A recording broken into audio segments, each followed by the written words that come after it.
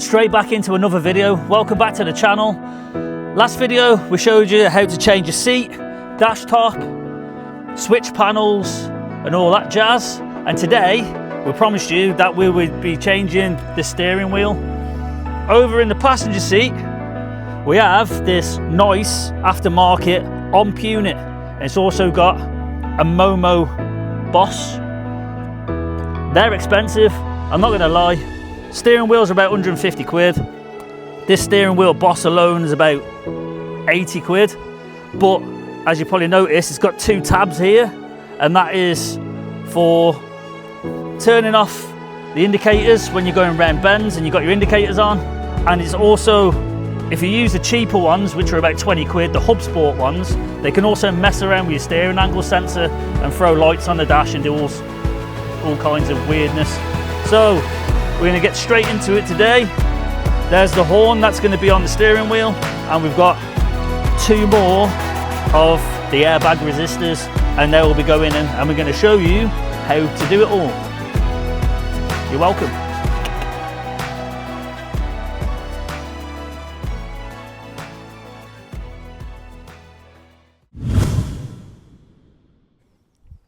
Right, so first of all, we need to be removing the airbag so we can get amongst everything. And behind here is a tab, and you need to pull that towards you, so this way, and opposite on the other one, which is right about there. And once you undo those, the steering airbag should pop off, and then we can go about unplugging it. So let's get into it. Right, so in my hand I have a pick tool. I'm going to try and not get in the way like I usually do in my videos, which I can imagine is quite annoying. And we're going to try and pull. That was nice and easy. It's not necessarily saying it's going to be the same the other side. These can be a fight, but if you're lucky, you should pop out. As I say, get the picky tool in there and pull this towards you. Seems this other side's a bit of a faff. Oh, there we go, like so. Then what you want to be doing is you got one of your airbag plugs at the top. Get your pick tool.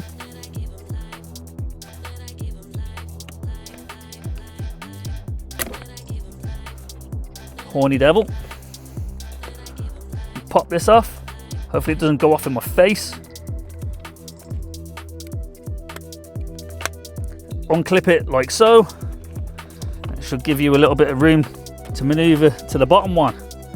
This should be a better shot for you. Piggy tool. Pull the tab out. Get it behind. Try not to arc any wires, and then pop it off like so. Also in here, you have an airbag. No, not an airbag, a horn.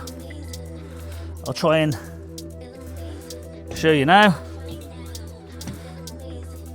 Here is your horn. And you want to be pulling this out. This is like some sort of foam. You've got a little tab here. Press that in, pop that off, like so. I'm gonna have to move again now because this is a T50 and they can be a bit of a faff to get out. They're quite tight. You get a T50 in there, on there, and you'll see what we're about to do next. So I'm loaded with my DeWalt gun. That wasn't too bad. Now you want to leave the bolt somewhat in because you need to get it free like that, and you don't want to be wearing a face full of steering wheel, because from experience that hurts.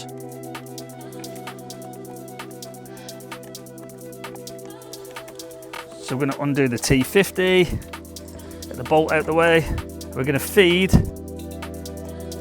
the plugs through the hole in the center of the steering wheel, like so, and that is our steering wheel off. So now that the steering wheel's off, we can offer up our new one. There is a hole in the top of the Aftermarket Boss, and we want to be feeding our plugs through that, like so.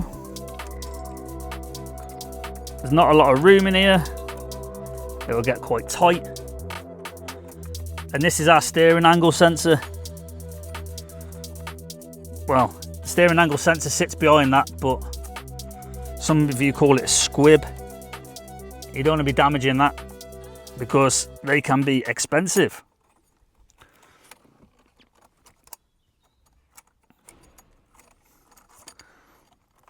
So push these plugs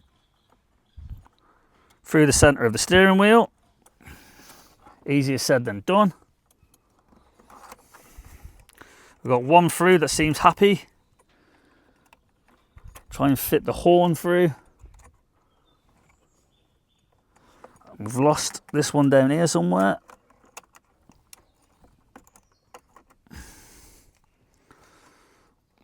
You can take the steering wheel off to do this and then fit the Boss first, then the steering wheel afterwards, but I'm trying not to make a rod for my own back.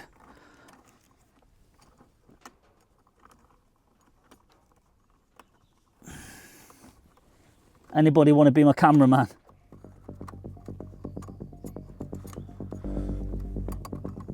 Right, so that's the horn fed through. And now the other airbag. I'm going to try and turn the steering angle sensor around so it's more in the middle. Then we can offer up the steering wheel onto the spline.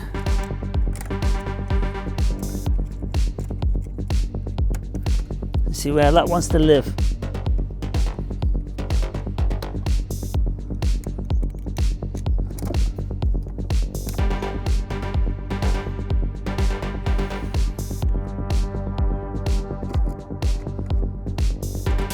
Right, so that is where the steering wheel wants to stay.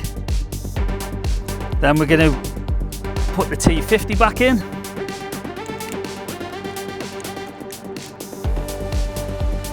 Try not to snag any of the wires.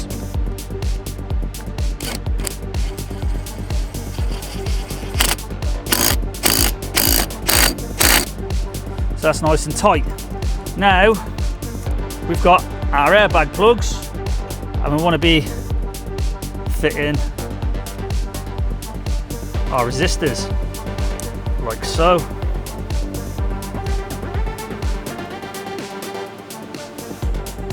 Close the tabs onto them, and there we have them. We're also going to be sticking a bit of insulation tape around them to stop them from coming loose. This is the world's shittest insulation tape.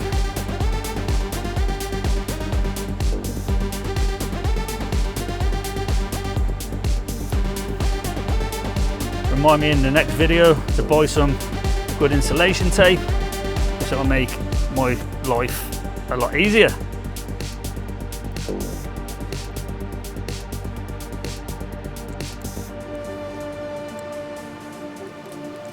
I'm just going to wrap this round, and it's only to secure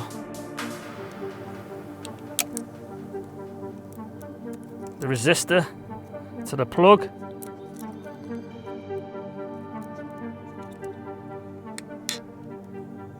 Try not to snap the pins off, if you can help it.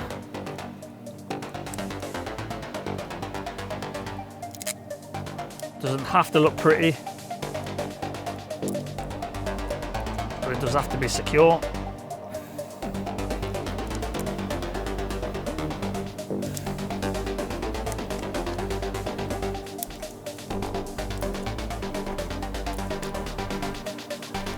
And there's one.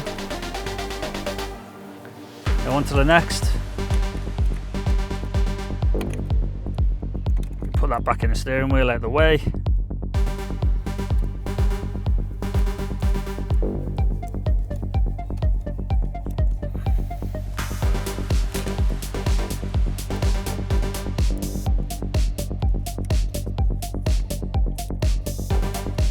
Just wrap it around.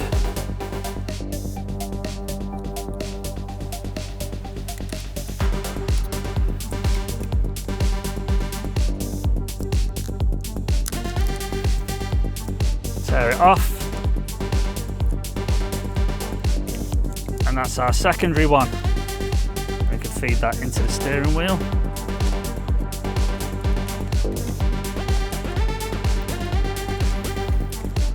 Hopefully they'll play ball and sit in there nice. Then we're going to take our horn. There's a red and a black wire which also correlates with the plug on the Clio loom, and they should just plug in like so, and there you have it, you have a horn. We're going to be sticking some tape around this as well, just to make sure it doesn't come loose, because that's just more annoying than anything else. And that one's just popped straight out, so this is exactly why we are putting some tape around.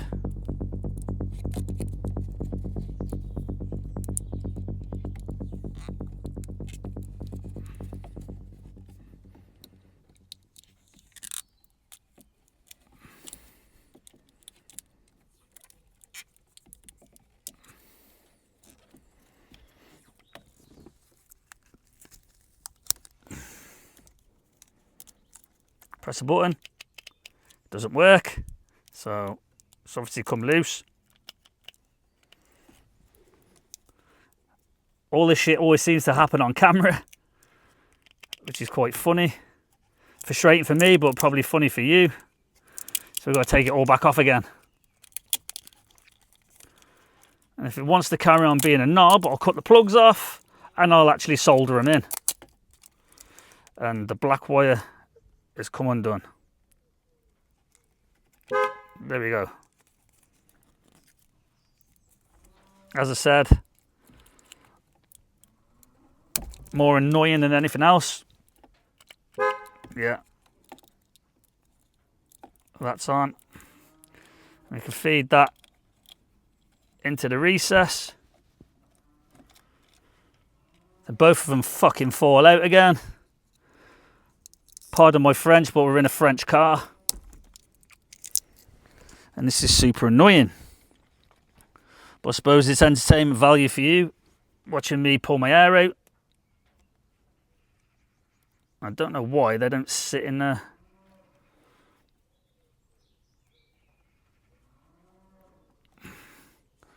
Push them in nice and tight.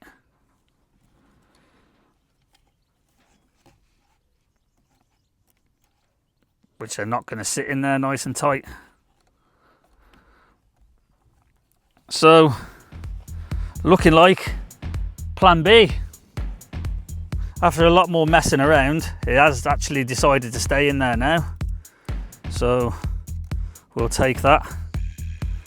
And we're going to be feeding this, all these wires behind the steering wheel. And hopefully,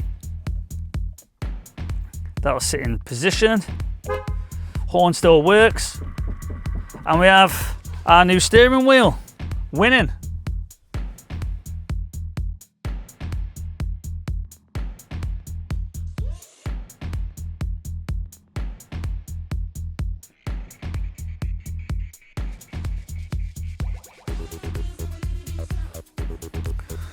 Right, so I'm sat in the car now and ignition on.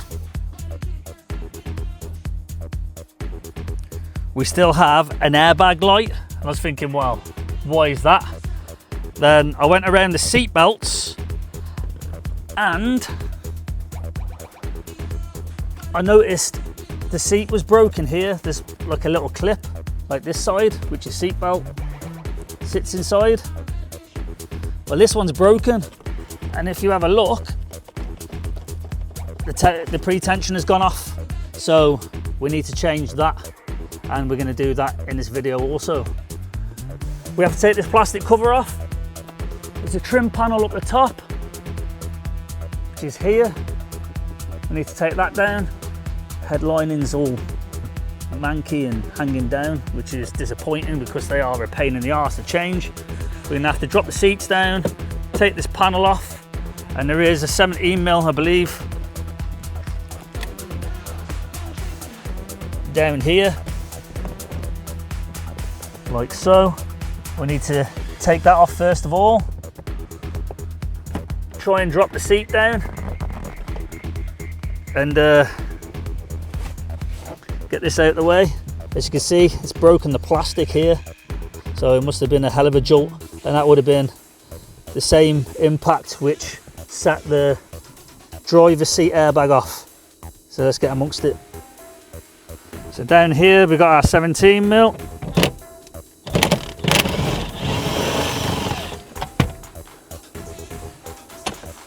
Pull that out, like so.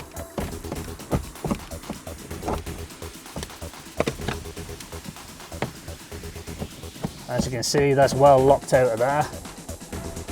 That eases a bit of pressure on the back seat.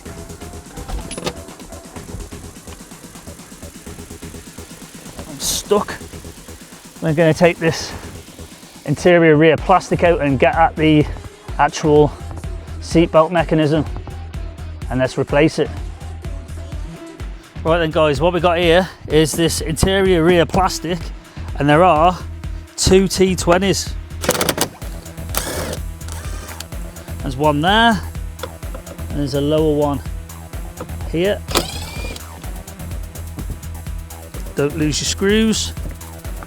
This should unclip from the top. Pull the rubber out, because that will be holding it in position. Then you can pop this out the way. Unfortunately, this damaged rear quarter plastic, I don't have a spare one at the moment, but I will replace it at some point because it's not that difficult. And we're pulling the plastic down here.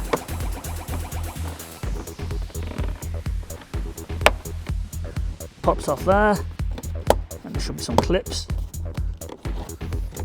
Like everything else on this car, he's got to be a little bit violent with him.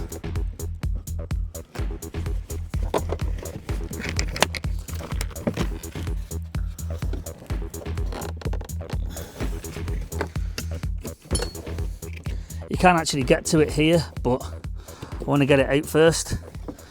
Still, I'm trying to keep out of your way, because I know how annoying that was watching the last video back, or the one before. So move these seats out the way.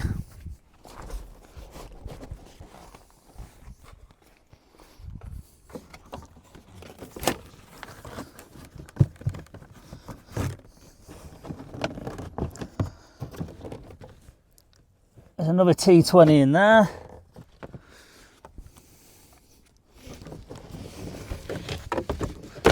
I don't think I can get to it with that, so I'm going to have to put an extension bar on.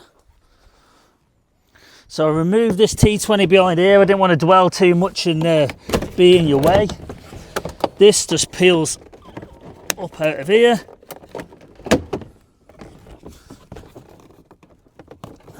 It's clipped into the roof. We don't really need to get it out. Then here we have a T40.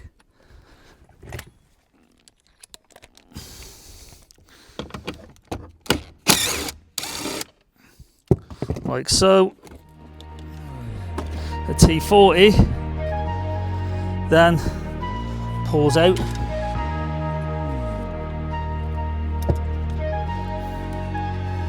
And you have a little clip down here, little white plug. You need to unclip that. I've actually got a module off a Campus Sport, but they look different, so I need to get creative with that.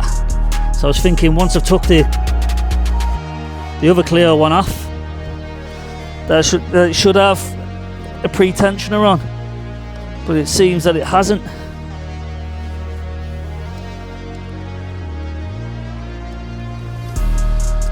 So that means that this could be our actual issue. It means that there's a little burnt bit here. Could be the reason why it's gone off.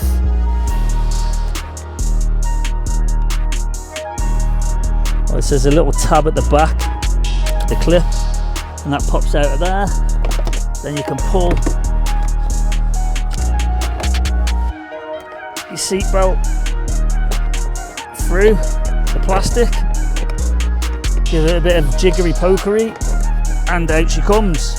And that is one rear seatbelt mechanism removed. Winning. Luckily for you guys, I've got enough cars to pillage parts from. So here is another Clio 172 rear seatbelt mechanism. We're just going to put it back in its position. Get the bolt in. This one hasn't exploded from what I can tell, because it's from a non-accident damaged car or whatnot.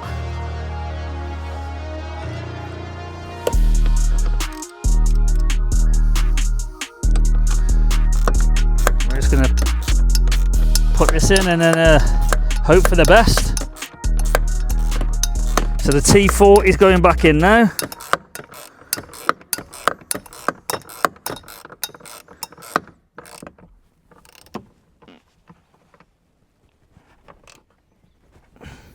Got this white plug down here. I'm going to clip that in. And that sits down here. And then slides onto like a little keeper bracket.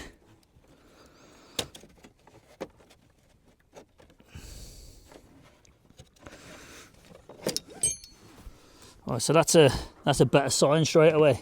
You're going to feed this through here.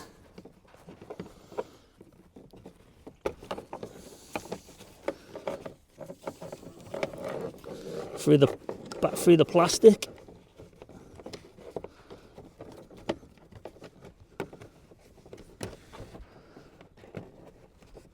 Then it clips in there. So back towards the front of the car, we're going to put the 17mm back in, and hopefully the seatbelt works. Alright, so back in the car now, we've fed that through. We'll still sort that interior plastic out at the back. We've got it in the button holder or belt holder. Try and do this one-handed again. We're fitting this 17mm bolt.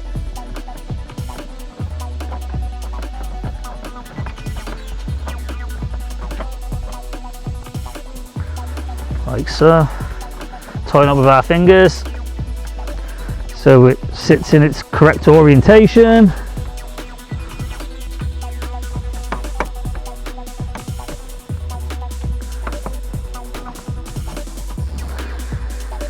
We get the gun.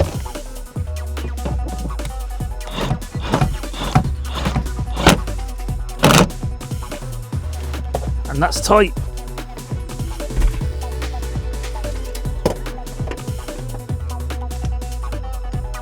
Feed the seatbelt back up. Get the bolt out of the way. Get the seat base back in. These little keeper points which are down here. This is almost impossible to do one-handed, but I'm going to have a go.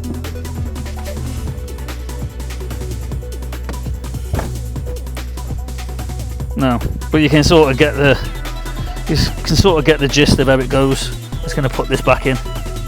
Seat base is back in. Put the seat belt in. Now we're going to go and square away these rear plastics.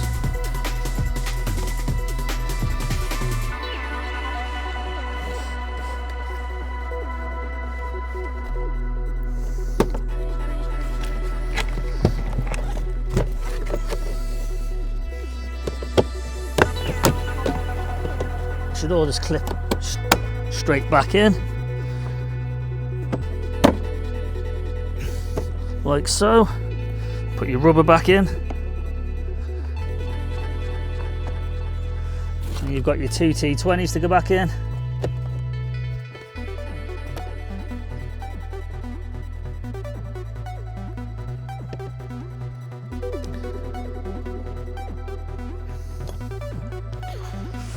There and there.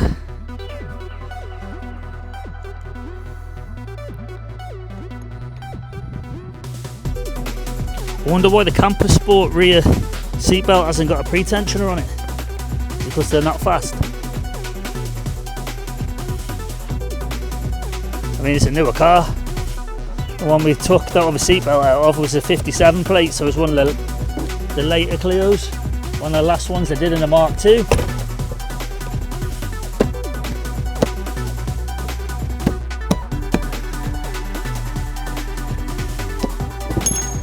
There we have it.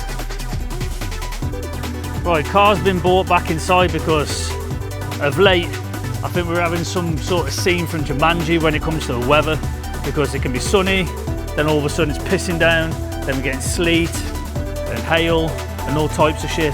So thought we'd address something we mentioned in the last video, and that was the sloppy gear stick, and this is the culprit.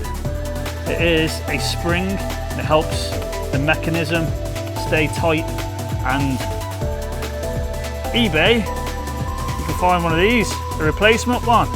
It looks like a giant broken clothes peg, so this will go on somehow. I believe, from looking at this, it sits, oh there we go, up here, then goes around there, so I'll show you when I've done it.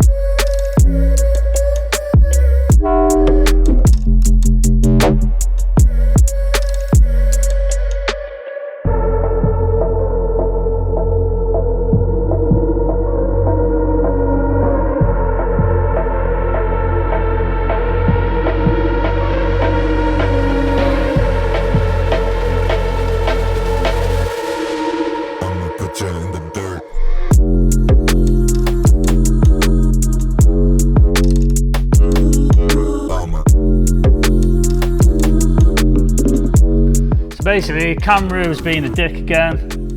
You gotta get it round this bottom piece, no, round the top piece, sorry. There's like a little recess in which the clip, or the top of the spring, clips into. Then you pry it round, and then it locks into there. As you can see, the spring tension is sorted. The gears slop out, winning. Being that we're still under the car, decided I'm going to change the Dogbone mount for a powerflex unit. I have a couple here, and I don't know whether you can make out, but I believe that this one, well, it kind of looks bent. So I'll use the one off the car and put these bushes in it. But the one that's actually going on the car is this one here, because it's nice and straight and it looks in decent condition. So off will come the old one. We'll use that for this billet piece here, and then put these bushes in. We're not going to do that in this video. There won't be any time soon, but we'll show you how to do that somewhere down the line. So up to the Dogbone mount, which is here. This bolt here is an 18mm, and this rear one is a 16mm. So let's get into it.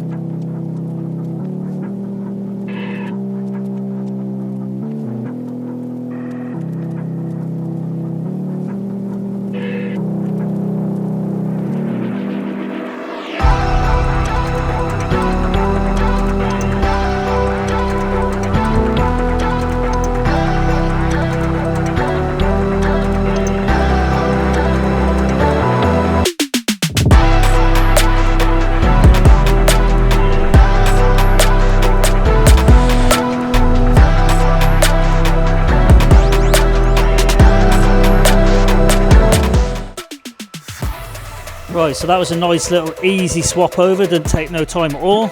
And now, as you can see, the differences. This is the Polibush mount, mounted to an original.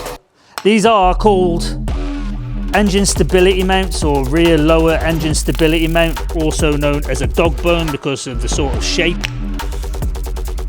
The kit consists of, when you buy a new one, I've got obviously a few of them, a bushing set and the actual inner bush. So you got the Polibush, which is a rubber, and the metal bush inside.